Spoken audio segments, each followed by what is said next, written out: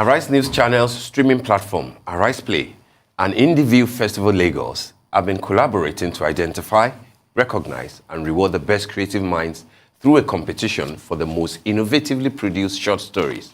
The first set of winners just emerged, and as we move along, we're now being joined by the two of the three that we planned today in the winners in the directorial category, including Adeshola Oni, who directed Of the Hair, Uzo Uche, who directed Ounje Ale, and director of Tia, Avwokuruaye Efetobore. You're welcome to the studio. Thank you very much. Okay, this is Efe, and this is Adeshola. Yes. All right. Definitely. Okay, good to have you guys. Thank you very much. And congratulations. Tell us about it, the Indieview, and the collaboration with, ARISEPLAY. How did it start? How did you get involved in it? And what has been the experience? I know you're winners already and we congratulate you. But, take us through the processes that led to you becoming winners. Okay. This is Adeshola, right? Yes, Okay, so Adeshola first before we come to Efe. Right. So I've always been aware of Indieview Lagos. They are one of the fourth when it comes to independent short films in Nigeria. You think of Indieview Lagos. So as an independent filmmaker, I've always been aware. I've attended their events and I've screened some of my films in the past. So when I was making Up there, I knew I always wanted to screen it there. So fortunately, we were able to screen it, and it was well received. That was when I got the email.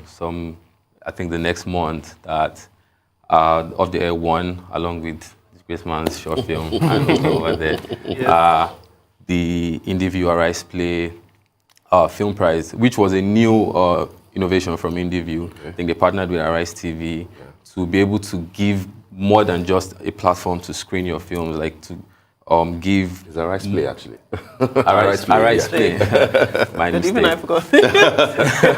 Yeah, so they partnered with... I understand it's one family. Yes. So they partnered with ARISEPLAY to give independent filmmakers in Nigeria more than just a platform to screen their films, which is what they've been doing for well over 5 years now. They're giving more opportunities, like what I'm having here. This is exposure that can really do tangible stuff for any independent filmmaker's career. So Indieview was able to partner with ARISEPLAY to give that. And apparently, we were one of the first set of winners of that partnership, which is a really big thing. So thank you. So I got that email and I was elated. And just a couple of emails later, and I'm here today. Fantastic. All right. Well, you're very welcome. Okay. Thank you. So, if we were to talk about your film specifically now, tell us, without giving the entire plot away, but give our viewers an insight into these films that have done so well at this festival. Please do start. Okay, so for my movie, Tale of Two Hands, so the idea for the whole thing is, I told a full story with just hands. No face, no expression, no dialogue, just hands telling the full story. And the coolest part was because of the fact that growing up as a child, I had so many funny issues, and I discovered some things about your hands.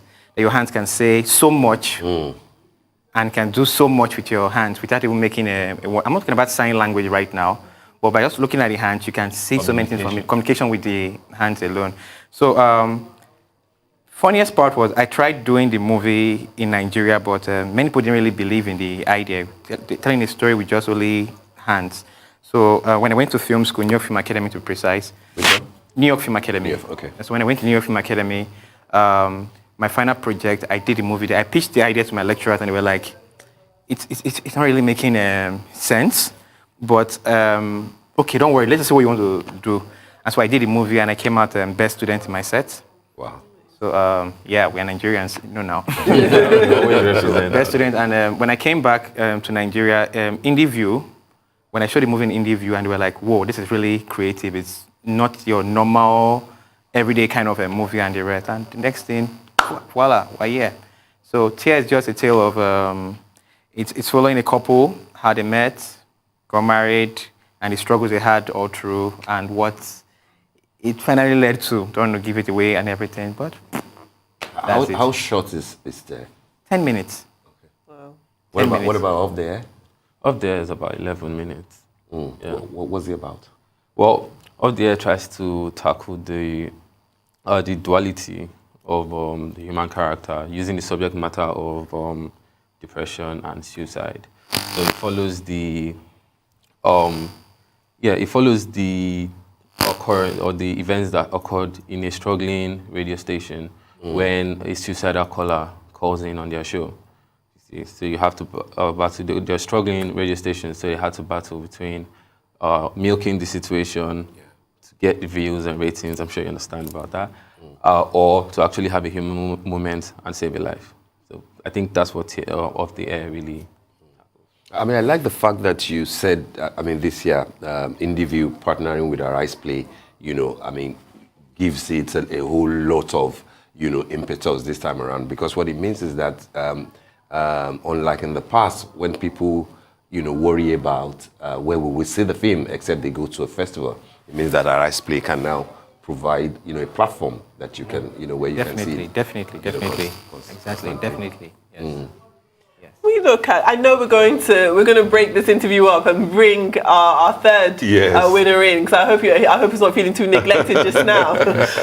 He will tell his own story too. Exactly. His own short story. Exactly. When we look at the fact that Nigeria is awash with creative talent, and sometimes that level of reaching it across the nation, across the continent, and then across the world sometimes falls in the early stages. I know that these aren't your first films. This is something that you guys have been working on consistently. But talk to me about the ideas and dreams you have for Nigerian film in this form. Definitely, it's good to get your flowers within the country and be accepted and win awards right here. But I imagine that when you have a good product, you want as many people to see it as possible. So what are your thoughts on how your films can reach wider audiences? Go ahead, Efe. For example, like the platform we have right now, the ARISEPLay. ARISEPLay is a very good platform that will really help us a lot, because many of us, most times, we don't really have the right platform, especially for short movies. Short movies are more really... I think short movies is the future of filmmaking, definitely the future, because attention span has dropped right now. And one of my colleagues were discussing outside just now, and he mentioned that look at platforms like TikTok. Yeah. You just take, it's just very short. Yeah. So the feature-length movie thingy, it's still going to be good. It's still going to have its way, but I think short is the future. And with platforms like the ARISEPLay, it's a very good one. Plus, we're also thinking, and we're discussing, just me and my friends, we're discussing, my fellow colleagues, and we're thinking of how can they push shorts in Nigeria? Yeah. How can they push shorts in Nigeria? We're saying it's even possible to take it to cinemas if you take the same categories of movies and put them in an anthology. Yeah.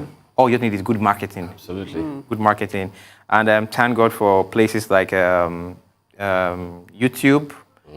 even Instagram also helping us to push ourselves out there. But we still need more platforms. If Netflix can take more shots, things like that, I think it will really push us far and expose us. Adeshola, I would like you to comment on, taking off from where Ife mentioned, platforms are important. Practically, anybody can be a filmmaker these days. But then, how does it affect your trade, your profession? In our own trade, as journalists, we worry about the mere fact that, yes, the ease that, with which technology now allows people to come on board, the whole concept of citizen journalism, practically anybody can claim to be a journalist. But then there's a worry as to the quality, of credible stories that you put out, credible news, etc.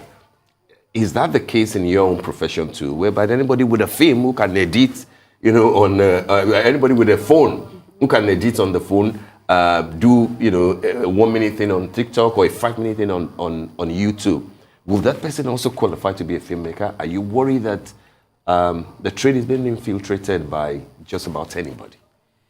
No, I wouldn't say I'm worried. I think anybody who can shoot a film on a phone and edit it should make a film. And if they do make a film, they can be called a filmmaker.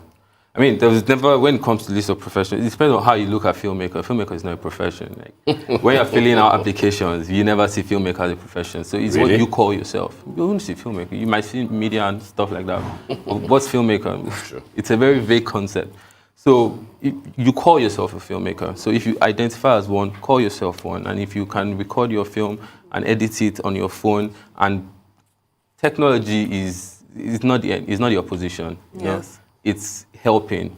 So I welcome you totally. If you can put it on there, because now you presented yourself. You open yourself up to the court of public opinion, and then that's what distinguishes it. So the only thing that I don't think there's any worry for like lack of authenticity and all of that.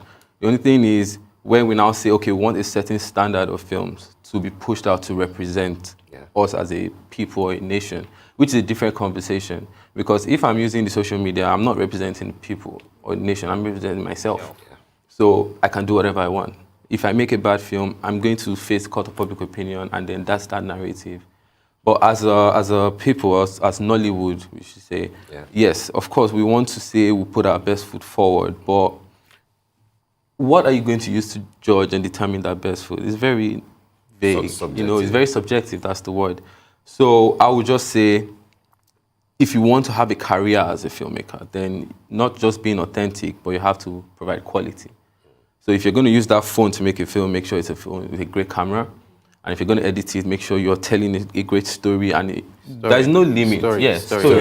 There is no limit to what you can use to make a film. My very first film, I made it on an Infinix. It was very grainy. It was a bad camera, bad audio. But I made a film that I'm still proud of to this day. I still think one of my best films. Because I did a lot with little. So I feel that's what these platforms help us do. You know, just making a reel on Instagram, it could be just one video with loud, bad noise and just talking about something. Or it could be something with great music that's cut at the right points, that tells a story in 30 seconds. So, yes, these platforms are like for our benefit. They're good. And there's not anything to worry about, not for a second. Can you make money shooting shots? Yes. You can. Yes, you can. You just have to think outside the box. You can't make feature film. You can't make money the traditional way, shooting shorts. Definitely. But you can definitely make money. You just have to get creative with it. All righty. Gentlemen, it's been a pleasure. Thank you very much. Thank you very much.